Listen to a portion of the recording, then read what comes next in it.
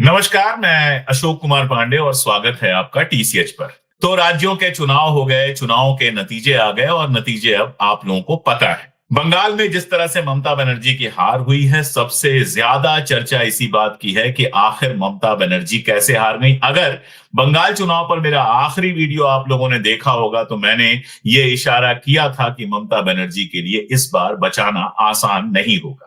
लेकिन बड़ा सवाल, उससे बड़ा सवाल यह है कि ममता बनर्जी हारी हैं, बीजेपी जीती है या ज्ञानेश कुमार चुनाव जीते हैं। जिस तरह से बंगाल को जीतने के लिए चारों तरफ से घेराबंदी की गई थी, जिस तरह से लाखों मतदाताओं के नाम हटा दिए गए सूची से, 23 लाख लोगों के हटे हुए नाम थे, और जब गए कोर्ट में लोग तो सुप्रीम कोर्ट ने कह दिया अगली बार वोट डाल लेना।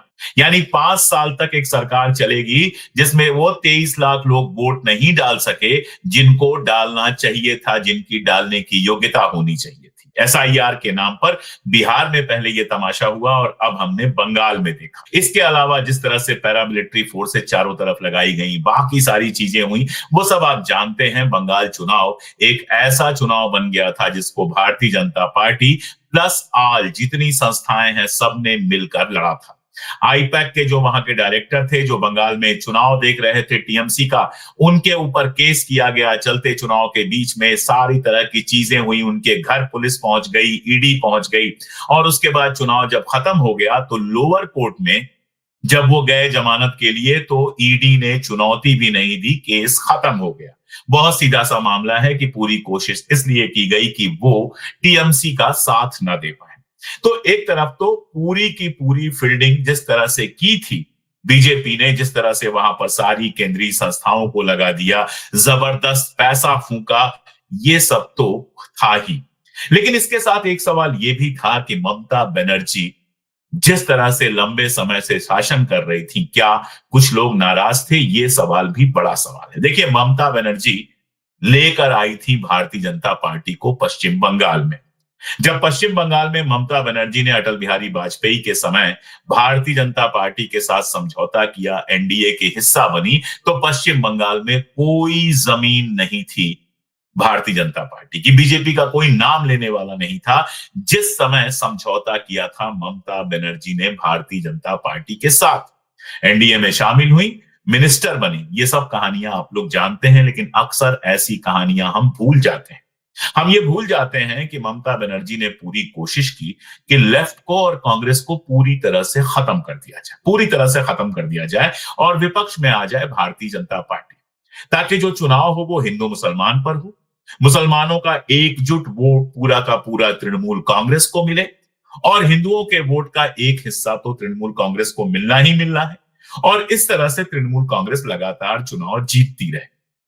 लेकिन जो भारतीय जनता पार्टी को लेकर आता है, भारतीय जनता पार्टी उसका क्या हाल करती है, ये अब भारत की राजनीति में शायद लोगों को समझ में आ जाए। नवीन बाबू, नवीन पटनायक लगातार केंद्र को समर्थन देते रहे। उनको लगता था कि मेरा राज्य में चलता रहेगा मामला, मेरी राज्य में सरकार चलती रहेगी और केंद्र में मैं भारतीय जनता पार्टी को समर्थन देता रहूंगा। हुआ क्या? खत्म हो गए, साफ हो गए। बाल ठाकरे भारतीय जनता पार्टी को महाराष्ट्र में लेकर आए क्योंकि अकेले चुनाव जीत नहीं सकते थे। नतीजा क्या हुआ कि उनके बेटे का हाल क्या है वो आप सब लोग जानते हैं। नीतीश कुमार बिहार में लेके आए भारतीय जनता पार्टी को। आज सम्राट चौधरी मुख्यमंत्री हैं और नीतीश कुमार केंद्र में पड़े हुए हैं, मंत्री बनकर नहीं, सिर्फ और सिर्फ राज्यसभा मेंबर बन के। गिनाते चले जाइए, जो जो भारतीय जनता पार्टी को लेकर आया है, भारतीय जनता पार्टी ने फाइनली उसको साफ कर दिया है। और यही हाल ममता बनर्जी का। ममता बनर्जी को ज्यादा बड़े दुश्मन लगते रहे हमेशा कांग्रेस और लेफ्ट। लोकसभा चुनाव हो, विधानसभा चुनाव हो, उन्होंने गठबंधन करने की कभी कोशिश नहीं की। इंडिया गठबंधन में थी वो जरूर, लेकिन कभी भी बंगाल के अंदर उन्होंने कांग्रेस या लेफ्ट के साथ समझौता करने की ज्यादा कोशिश नहीं की। उनका जोर इस बात पर रहता था कि किस तरह से कांग्रेस और लेफ्ट को खत्म कर दिया जाए। और आप देखिए, इस बार जब ममता बनर्जी कमजोर पड़ी हैं तो कांग्रेस और लेफ्ट दोनों का कम से कम खाता खुला है। दोनों के नाम लेवा 2-2, 3-3 विधायक होंगे विधानसभा के अंदर, वरना इन दोनों को 0 पर समेट दिया था। पिछली बार अधीर रंजन चौधरी को लोकसभा का चुनाव हरवाने के लिए क्या क्या तिकड़म नहीं किया था दीदी ने, सब जानते हैं। दूसरा जो मैंने पहले भी सवाल उठाया था, बाकी स्टेट्स पर भी बात करूंगा, लेकिन जो मैंने पहले भी सवाल उठाया था, आप लगातार 3 बार, 4 बार, 5 बार मुख्यमंत्री बने जा रहे हैं, गद्दी छोड़ने को आप बिल्कुल तैयार नहीं है। आप इस बात के लिए तैयार नहीं है कि एक नई पीढ़ी है, नई पीढ़ी के रूप में आप अपने भतीजे को आगे बढ़ा रही हैं, जबकि एक से एक शानदार नेता तृणमूल कांग्रेस के अंदर थे। लेकिन तृणमूल कांग्रेस के उन नेताओं को कभी इस तरह से प्रोजेक्ट नहीं किया गया कि दीदी के बाद वो विरासत संभालेंगे या वो मुख्यमंत्री बनेंगे। दीदी आराम से केंद्र में जा सकती थी। गद्दी का ऐसा मोह कि लगातार वही मुख्यमंत्री बनती रहेंगी, सादगी वगैरह सब ठीक है। सब जानते हैं कि दीदी बहुत सिंपल घर में रहती हैं, बहुत सिंपल तरीके से चलती हैं, कोई दिखावा नहीं है, सब जानते हैं। लेकिन गद्दी से मोह तो दिखाई देता है ना। आप अपनी अगली पीढ़ी को गद्दी देने को तैयार नहीं है तो एक ही चेहरा देखते देखते जनता कई बार ऊब भी जाती है। जो प्रचंड बहुमत भारतीय जनता पार्टी को मिला है उसका एक कारण एसआईआर है, एक कारण ज्ञानेश कुमार की सारी फील्डिंग है, लेकिन एक कारण ममता बनर्जी की राजनीति है। देखिए पश्चिम बंगाल में वाम के जमाने से जब लेफ्ट था तब से ही वहां पर जबरदस्त चुनावी हिंसा, चुनाव के पहले की हिंसा और चुनाव के बाद की हिंसा होती रही। ममता बनर्जी आई और वो हिंसा कुछ ऐसा उन्होंने अपना सामाजिक बेस बनाया कि उस हिंसा का पावर उनके हाथ में आया। सत्ता में आने के बाद तो वैसे भी आ जाता है, पुलिस आपके पास होती है, और उन्होंने उस हिंसा का इस्तेमाल कांग्रेस और लेफ्ट को खत्म करने के लिए किया। अब भारतीय जनता पार्टी आती है जिसके पास राज्य में तो पुलिस नहीं है लेकिन सेंटर का पावर है, तो वो एक अलग तरह की हिंसा है जहां सीआरपीएफ है, जहां सीएपीएफ है। हम लोगों ने वीडियो देखा था कि भाजपा के लोग तृणमूल कांग्रेस के लोगों को पीट रहे हैं लेकिन सीआरपीएफ तमाशा देख रही है। तो सीआरपीएफ है, सीएपीएफ है, ईडी है, इनकम टैक्स है और चुनाव आयोग है, सेंट्रल की ये ताकतें हैं जिनके भरोसे लगातार भारतीय जनता पार्टी जो कह रही थी कि ममता दीदी की गुंडई को हम रोकेंगे, तो वो एक स्टेट के पावर की गुंडई को सेंट्रल के पावर की गुंडई से रोकने का मामला था। और जाहिर है सेंट्रल का पावर चुनाव जैसे मामले में ज्यादा होता है क्योंकि चुनाव आयुक्त को कराना होता है। राज्य की पूरी मशीनरी चुनाव आयुक्त के अंडर में काम कर रही होती है और ऐसे में अपने कार्यकर्ताओं की हिफाजत भी वो अच्छे से कर सकते हैं और तृणमूल कांग्रेस की मुखालफत भी अच्छे से कर सकते हैं। तृणमूल कांग्रेस के कार्यकर्ताओं को कंट्रोल भी अच्छे से कर सकते हैं, वो उन्होंने किया और पश्चिम बंगाल में जीत हासिल हुई भारतीय जनता पार्टी को। इससे क्या बदलेगा? पहली बात तो जो बदलेगी वो ये कि बंगाल के अंदर की राजनीति अब अलग तरह की होगी। जो हिंसा, जो सारी चीजें आसाम में लगातार देखी गई हैं वो आपको बंगाल में देखने को मिल सकती है। और पावर जो चेंज होता है, क्योंकि इसमें हिंसा का स्थान है दीदी की तरफ से भी और इधर से भी। अभी आज ही खबरें आने लगी कि टीएमसी के दफ्तर कराए गए कई जगहों पर और सारी चीजें हुई, तो ये प्रक्रिया और बढ़ेगी। जाहिर तौर पर टीएमसी खुद को बचाने के लिए रिटेलिएट करेगी और इसमें हिंसा बढ़ सकती है। कोर्ट केसेस हो सकते हैं, खासतौर पर जो दीदी के भतीजे हैं अभिषेक बनर्जी, उनके खिलाफ केस हो सकते हैं और भी बहुत कुछ हो सकता है। राष्ट्रीय राजनीति पर इसका असर ये पड़ेगा कि ममता दीदी जिस तरह से इंडिया गठबंधन के अंदर होते हुए भी बाहर रही हैं, शायद अपनी पोजीशन पर दोबारा सोचे। वैसे मुझे लगता है कि कांग्रेस को भले 2 या 3 सीट मिली है लेकिन कांग्रेस को खुद को कंसोलिडेट करने की कोशिश करनी चाहिए। एक और बड़ी बात हुई है, स्टालिन की हार जिस तरह से हुई है, अगर तमिलनाडु को देखें, स्टालिन की हार जिस तरह से हुई है वो लंबे समय के बाद दक्षिण में द्रविड़ राजनीति का खात्मा एक तरह से आप कह सकते हैं, एक तरह से कह सकते हैं द्रविड़ राजनीति किनारे हो गई है। वरना किसी न किसी द्रविड़ पार्टी के बीच में ही मुकाबला रहता था और उन्हीं में जीत हार होती थी। कभी एआईएडीएमके जीतती थी, कभी डीएमके जीतती थी। हम लोग वो दौर भी देखा है हमने जब जयललिता और करुणानिधि के बीच मुकाबला था।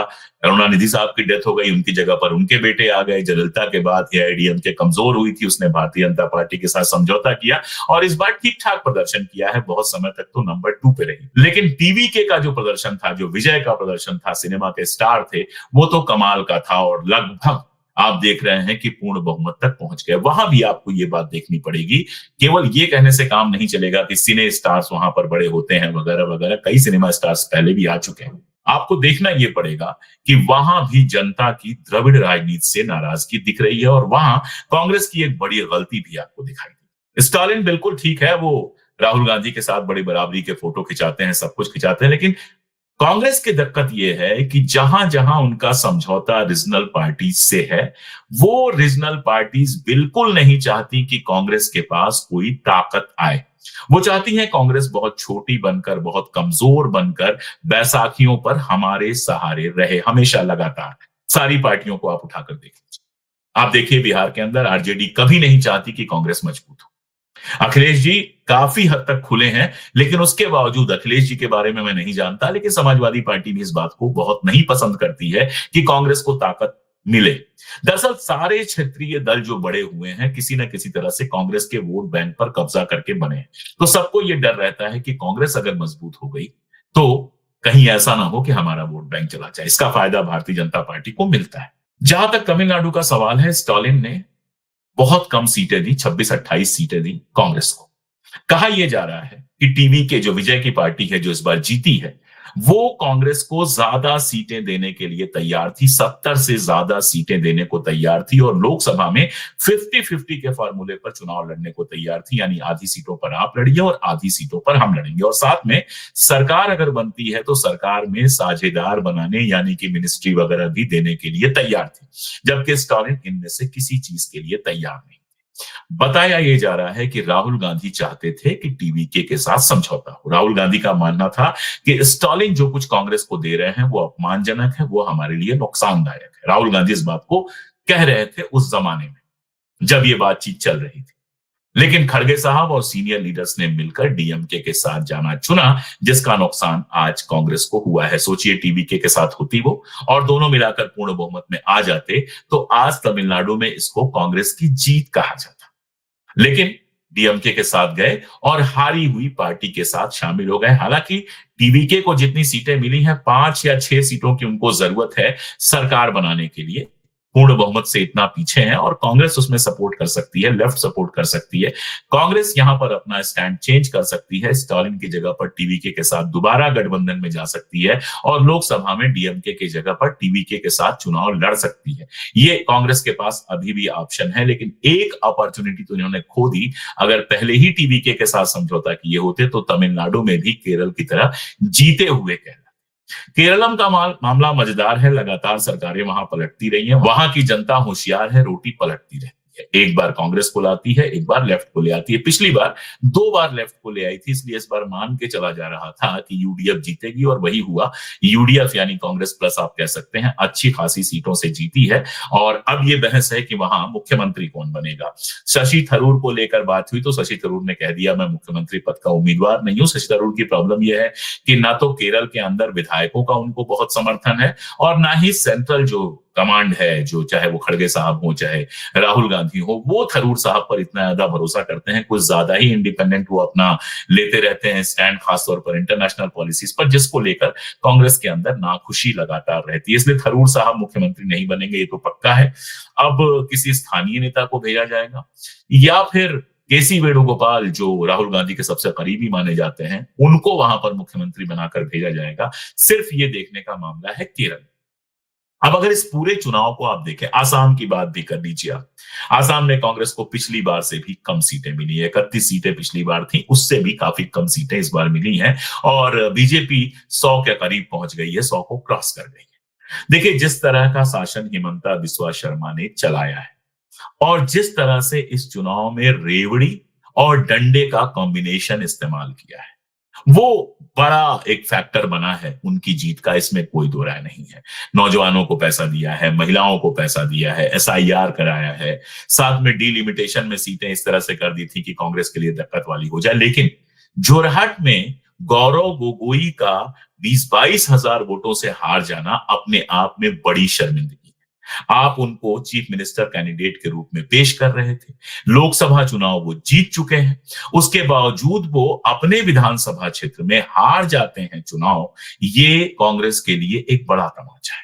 सारी चीजें मैं मान रहा हूं, सारी फील्डिंग मान रहा हूं, सारा कुछ मान रहा हूं। सब जानते थे कि आसाम में कांग्रेस के जीतने की कोई खास उम्मीद नहीं है, लेकिन 2 चीजें। पहली बात तो ये कि सब इसलिए जानते थे कि कांग्रेस के जीतने की उम्मीद नहीं है क्योंकि कांग्रेस ने बहुत लेट तैयारी शुरू की थी, जैसा वो करती है। और दूसरी चीज, गौरव गोगोई का हार जाना ये बताता है कि जितनी बड़ी बड़ी बातें ये लोग आकर सोशल मीडिया में कर रहे थे, उसके पीछे बेस नहीं था, तैयारी नहीं थी, मजबूती नहीं थी। जो जीते हैं विधायक उसमें से ज्यादातर मुस्लिम बहुल इलाकों में जीते हैं, हिंदू बहुल इलाकों में बहुत बुरी तरह से कांग्रेस की हार हुई है भारतीय जनता पार्टी के हाथों। और ये इसलिए भी इंपॉर्टेंट है कि इकलौता प्रदेश है असम, जहां पर कांग्रेस और बीजेपी की सीधी लड़ाई थी और वहां पर कांग्रेस बहुत बुरी तरह से हारी है। इस बात को नोट करना चाहिए और ये लगातार हो रहा है। लगातार जिन राज्यों में कांग्रेस का सीधा मुकाबला है, वहां कांग्रेस भारतीय जनता पार्टी के हाथों मुंह की खा रही है। और आज भी आप देखिए, प्रधानमंत्री महोदय जब कल भाषण दे रहे थे रात में जीतने के बाद, तो सबसे ज्यादा कांग्रेस को ही कोस रहे थे। कभी नक्सल कह रहे थे कि नक्सलियों की पार्टी हो गई है, कभी कुछ कह रहे थे, कभी कुछ कह रहे थे, लेकिन सबसे ज्यादा उन्होंने किसी को कोसा है तो वो कांग्रेस को ही कोसा है, बाकी पार्टियों को नहीं कोसा है। तो कांग्रेस है बीजेपी के सामने, ये पक्की बात है। क्षेत्रीय दलों की भूमिका लगातार कम होती गई है। उम्मीद यही है कि इसके बाद स्टालिन और कमजोर होंगे, ममता दीदी भी लगातार कमजोर होंगी, हर तरह के हमले उनके ऊपर होंगे। या तो बीजेपी के साथ वो एडजस्ट कर लें, वो अपने आप में आत्महत्या है। बीजेपी के साथ एडजस्ट कर लेने का मतलब है कि दोबारा कभी सत्ता में नहीं आएंगे, तो वो अपने आप में एक खराब कदम होगा जो वो कर नहीं सकती है। और नहीं तो उनको लगातार कमजोर किया जाएगा। तो आप देखिए, बंगाल में क्षेत्रीय दल लगभग खत्म हो गए। हैदराबाद के अंदर, मतलब तेलंगाना में क्षेत्रीय दल कहां पे है आप समझ सकते हैं। इतने साल राज करने के बाद आज वो कहीं दिखाई नहीं दे रहे। तमिलनाडु में साफ दिख रहा है कि द्रविड़ राजनीति का दौर अब धीरे धीरे खत्म हो रहा है। बिहार में आरजेडी उस तरह की ताकत नहीं रह गई है, इस बात को स्वीकार करना चाहिए। तो कांग्रेस के लिए एक बड़ा मौका भी है और कांग्रेस के लिए एक ही तरह की कमजोरी दोहराते जाने का जो इतिहास है उसको दोहराने की चीज भी है। बड़ा मौका यह है कि ज्यादातर जगहों पर अब उनको एकला चलो रे के बारे में सोचना चाहिए। गुरुदेव रविन्द्रनाथ टैगोर बंगाल के और विश्व कवि हैं, उनकी पंक्ति है एकला चलो रे, जब कोई तुम्हारा साथ ना दे, जब कोई तुम्हारी बात ना सुने तो अकेले चलो। तो अभी तक जो इनका एक रहा कि क्षेत्रीय दलों के ऊपर निर्भर करके ये काम करे, उससे हटकर इनको अकेले चलने की कोशिश करनी चाहिए। बंगाल में भले इनके पास 2-3 विधायक हैं, लेकिन पूरी ताकत इनको लगानी चाहिए कि ये विपक्ष की तरह दिखाई दे। इनके पास मौका है, नंबर 1। दूसरा, एक बार इनको दोबारा अपने गठबंधनों के बारे में सोचना चाहिए, खासतौर पर ऐसे टाइम पर जब क्षेत्रीय दल इनको एकदम 10 सीटें, 12 सीटें, 25 सीटें, 26 सीटें, यानी बिल्कुल मार्जिन पर रखना चाहते हैं और उसमें भी हारने वाली सीटें पकड़ाते हैं। उस समय इनको सोचना चाहिए कि 2-4 सीटें गठबंधन में रहकर जीतने से अच्छा है कि हम अकेले लड़ लें। बंगाल में 2 सीटें भले मिली हैं, लेकिन किसी के एहसान से नहीं मिली है, अकेले मिली हैं। तो वो एक तरह का कॉन्फिडेंस कार्यकर्ता को देती है कि ऐसे माहौल में भी जहां इतना पोलराइजेशन था, 2 सीटें ये लेकर आए। तो एकला चलो रे अपनाते हुए अगर राष्ट्रीय स्तर पर, और मुझे ये कहते हुए दुख है कि राहुल गांधी एक पॉलिटिशियन के रूप में सारी बातें अच्छी करते हैं, लेकिन उनकी ऑर्गेनाइजेशनल जो स्किल है, संगठन को खड़ा करने की जो स्किल है, चुनाव लड़ने की जो स्किल है, उसको अभी तक वो प्रूव नहीं कर पाए हैं। और चुनावी राजनीति में आप कितनी भी अच्छी बातें कर लें, आप कितना भी शानदार भाषण दे लें, आप कितना भी राष्ट्रीय अंतरराष्ट्रीय मुद्दों पर सही स्टैंड ले लें, अगर आप चुनाव नहीं जीत सकते, अगर आप पार्टी खड़ी नहीं कर सकते, पार्टी संगठन को खड़ा नहीं कर सकते, तो मुझे लगता है कि ऐसे नेता को बहुत ज्यादा महत्व नहीं दिया जाएगा। महत्व उसी को दिया जाएगा जो चुनाव जीत सकता है।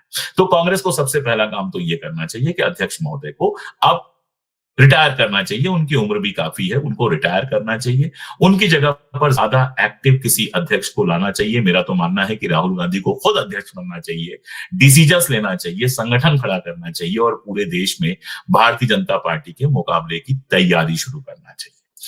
आखिरी बात की, क्या हम लोगों को निराश हो जाना चाहिए कि भारतीय जनता पार्टी जीतती चली जा रही है? जब मैं हैदराबाद में था तो वहां एक साहब मिले थे। हैदराबाद जब मैं कार्यक्रम के लिए गया था तो वहां एक साहब मिले थे और उन्होंने मुझसे कहा कि अपने किसी प्रोग्राम में इस बात को फिर से दोहराइएगा जो आप हमेशा कहते हैं, और वो बात ये है कि हजारों बरस में कुछ नहीं बदलता और रातों रात सब बदल जाता है।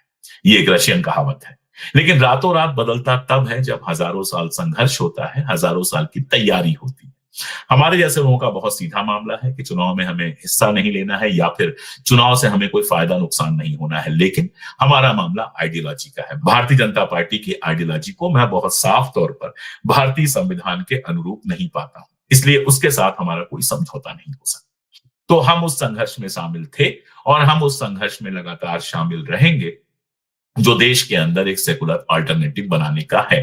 चुनाव कोई जीते, चुनाव कोई हारे, हमारा काम खत्म नहीं होगा। यहां तक कि अगर भारतीय जनता पार्टी हार भी जाती है और कोई और पार्टी सत्ता में आ जाती है तो भी हमारा काम खत्म नहीं होगा। तो हम तो संविधान के लिए, देश के लिए, देश की जनता के लिए लगातार बोलते रहेंगे, लेकिन चुनाव लड़ना तो विपक्ष की पार्टियों को ही है और कांग्रेस विपक्ष की सबसे बड़ी पार्टी होने के नाते इस बात के लिए जिम्मेदार रहेगी ही कि भारतीय जनता पार्टी लगातार बढ़ती जा रही है और आप लगातार कमजोर होते जा रहे हैं। इसलिए आपसे शिकायत, आपसे सवाल फिलहाल लगातार होता रहेगा। ये चुनाव पे मेरी अपनी समझ थी। अगर 2 लाइन में बोलना हो तो मैं ये बोलूंगा कि कांग्रेस केरलम में जीती है और बीजेपी कहीं नहीं हारी है। ये इस चुनाव से निकल कर आया है। और बड़ा सवाल एक ये भी है कि ये जनता का जनादेश है या चुनाव आयोग का ज्ञानादेश है। ये भी एक सवाल है और इस सवाल को कैसे हल किया जाए, ये अपने आप में और बड़ा सवाल है। आपको क्या लगता है, कमेंट में जरूर बताइएगा। बाहर हूं मैं, जल्दी ही लौट रहा हूं और उसके बाद स्टूडियो से आप लोगों से लगातार मुलाकात होती रहेगी। आज के लिए इतना ही। बहुत शुक्रिया।